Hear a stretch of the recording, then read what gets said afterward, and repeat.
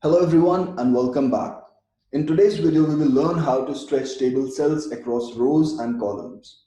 So as you can see here, we've got this lunch break cell which is stretching across multiple columns.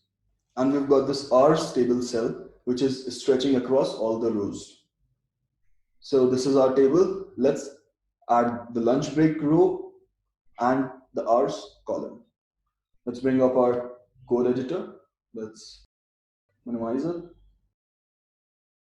All right, so we need to add another row here. So let's add a new row. Let's add a new table cell. Let's call it lunch break. Let's save it.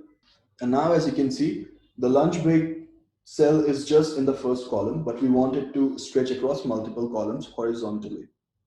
So HTML provides us with a property which defines how many columns should a cell stretch.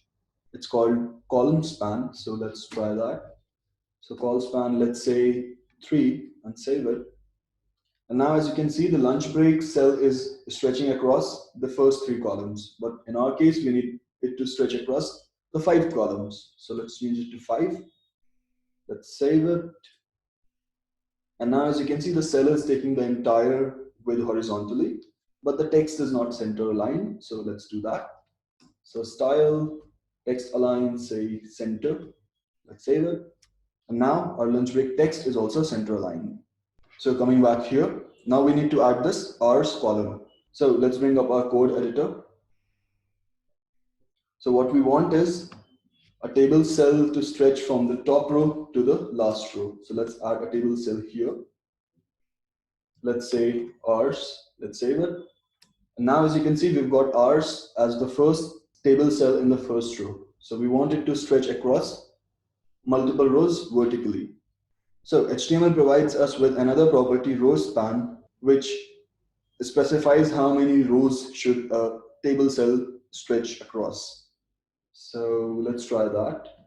Say row span. Let's say 3. Let's save it.